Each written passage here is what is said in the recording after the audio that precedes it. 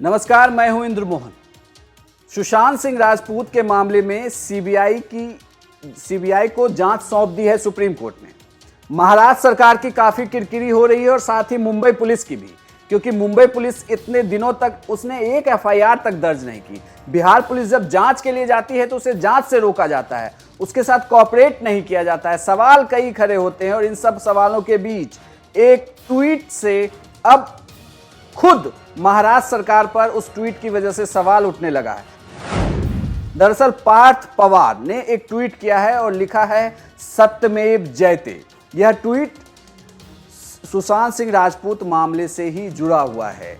और पार्थ पवार कौन है ये मैं आपको बता दूं। पार्थ पवार अजीत पवार के बेटे हैं, शरद पवार के पोते हुए, यानी कि एनसीपी के परिवार से पार्थ पवार आते हैं। पार्थ पवार ने लोकसभा का चुनाव भी लड़ा था और अपनी बातों को लेकर काफी प्रखर हैं। उन्हें जो सही लगता है वह सोशल मीडिया पर लिखते रहते हैं। उनका कभी कभी ये सवाल भी उठता है कि आखिर वो पार्टी की विचारधारा से अलग जाकर अपनी बात क्यों रखते हैं, क्योंकि महाराष्ट्र सरकार की लगातार सुशांत सिंह राजपूत के मामले में किरकिरी हो रही थी कि वो जांच में क्या छुपाना चाहती है, वह जांच सीबीआई से कराने से क्यों भाग रही है, वो क्यों चाहती है कि इस पूरे मामले की जांच मुंबई पुलिस ही करे। क्यों उन्होंने बिहार पुलिस जब जांच के लिए गई थी तो उसके साथ सहयोग क्यों नहीं किया, क्यों सीनियर अधिकारी को क्वारंटीन कर दिया गया। कई तरीके के सवाल थे।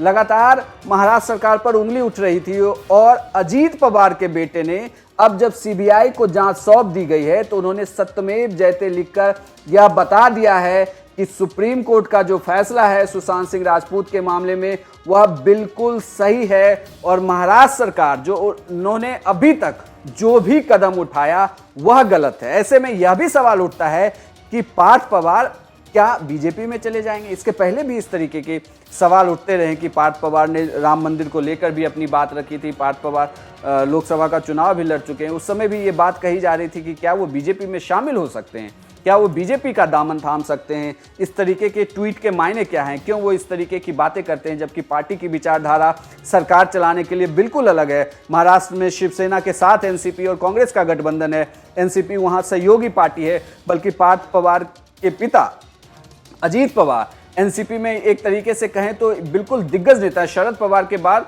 नंबर 2 वही हैं। और उन्होंने एक समय वो भी था जब उन्होंने देवेंद्र फडणवीस के साथ सरकार बना ली थी और उसमें उप मुख्यमंत्री थे। हालांकि अभी भी वो महाराष्ट्र सरकार में उप मुख्यमंत्री हैं। ऐसे में पार्थ पवार के इस ट्वीट से सवाल कई उठते हैं कि आखिर पार्थ पवार कहना क्या चाहते हैं। क्या वो महाराष्ट्र सरकार जिस तरीके से इस पूरे मामले में चुप्पी साधी हुई थी, या वो जांच से बच रही थी, वो सीबीआई जांच नहीं चाहती थी, उस पर सवाल उठा रहे हैं, या अब जो सीबीआई जांच होने वाली है उसे लेकर वो खुश हैं। यह पूरी राय क्या पार्टी से इतर है या यह राय इनकी अपनी राय है, इस तरीके से मतलब पार्टी से उनका कोई लेना। क्योंकि पार्थ पवार के अगर आप ट्वीट को देखें तो वो लगातार अपनी, ऐसा लगता है कि अपनी बातों को लेकर काफ़ी मुखर रहे हैं, ट्विटर पर लिखते रहे हैं। उन्हें कोई फर्क नहीं पड़ता कि उनकी पार्टी की विचारधारा क्या है। हालांकि वो लोकसभा चुनाव लड़ चुके हैं, चुनाव वो हार गए थे और बीच में लगातार यह सवाल भी उठ रहा था कि क्या वो बीजेपी का दामन थामेंगे। हालांकि इसे लेकर कोई खबर नहीं है, लेकिन इनके इस ट्वीट से सियासी घमासान जरूर मचा हुआ है कि आखिर यह सवाल उठता है कि पार्थ पवार इस ट्वीट के जरिए क्या कहना चाहते हैं। युवा नेता, महाराष्ट्र के एनसीपी के नेता अजीत पवार के बेटे हैं, शरद पवार के पोते हुए ये, और उनका यह ट्वीट सवाल उठाता है खुद के सरकार पर कि क्या महाराष्ट्र सरकार इस पूरे मामले में कुछ लिपापोती कर रही थी, महाराष्ट्र सरकार किन बातों को छुपा रही थी, और अब जब सुप्रीम कोर्ट ने फैसला सुनाया है तो क्या सुशांत सिंह राजपूत को न्याय मिलेगा।